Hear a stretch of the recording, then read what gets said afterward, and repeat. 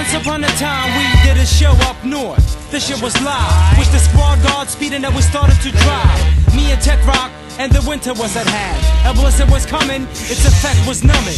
An hour passed, and Tech asked, "Feeling sleepy?" I responded, "Nah, but I can't see shit, my vision's free." He said, "Just keep your eyes on the road, don't wanna go out like drunk fuckers and have my brain splattered all over the mountain structure." Well, he was nervous and talked too much. I felt tired. "If you crash, I'm gonna be late for work and then I'm gonna be fired. We got like 12 hours up in the studio back in Oslo, and I don't wanna show up with a face looking like it's painted by Picasso." Then I fell asleep. "Hey, yeah, wake up, bro, or the rescue folks will have to dig us out of the snow tomorrow. Hey, yo, righty, wake up and put your hands back on the wheel grip, cause there's a telephone pole standing there in the middle of the snow grip."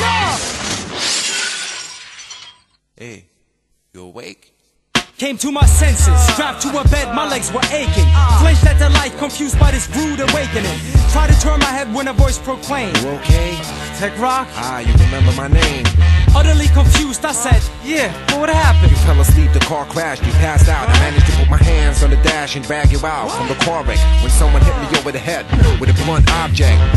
This sounded familiar. I looked around me. The room was empty except for the ray of light that suddenly found me. A shadow in the doorway, a voice colder than ice. "Hello guys, time to medicate you. Not good, Tech spit it. No, we don't need your medication. This ain't a hospital and we're not your patient. You're not a nurse, in fact you look more like Jason. You're the one who wanna be strapped down and trapped inside a basement." Okay, Tech's big mouth didn't exactly improve our situation. She inserted me with a syringe and my eyes started blazing. My world started spinning, a sinister face grinning. A sedated race against time was beginning. I slurred the words, "Please get me out of this bed." Then blacked out till I heard my heart pounding in my head. "Hey, yeah, I thought you was dead." Back to reality. "Yeah, I think I might have found a way straight out of this misery." Narrow mentality, your name's not Houdini. And this ain't Star Trek, so Scotty baby, you can't be me. And then he laughed and said, "You've been out for a long time. I found a hatch in the wall and a ladder we could climb." I asked, "How did you get loose?" And he replied, "With a pair of pliers, she left them after she stitched your cuts after the car fire." Ingenious, I thought. Time to make an escape. But of course she reappeared and screamed out, It's too late. Tech fled through the hatch while he said, "Just wait here, I'll be right back." "Right, I'll just chill with Grandma Bates here and a six-pack." She drugged me and whispered calmly. Show you where. Meanwhile, Tech's in the ventilator system. Dropped like a pearl in a clam. Damn. He slammed his hand on the metal plate and it fell out. He fell down. Gotta get light and get the hell out. Spotted me on a stretcher with the bitch bent over me, laughing like a lunatic, and Tech said soberly, "You're about to meet your destiny." She said, You already made it. If you try to confront me, you're gonna regret it. Look at these walls and tell me, what do you see? "Don't look at him." Tech looked around and found it difficult to breathe.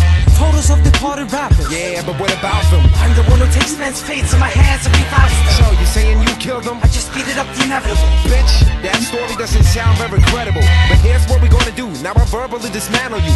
Then I'm gonna take you down to the floor and fucking battle you." Metaphors of fire, syllables making kills, followed by heat-seeking sneakers and deadly windmills. She disappeared in a cloud of foul-smelling smoke. Shrapnel, baby. And then we awoke, way back at the crash height, frozen blood on our faces. What is this? Realizing we had the same hallucination. Realizing the path of life had never been straighter. We met death in person and barely escaped her.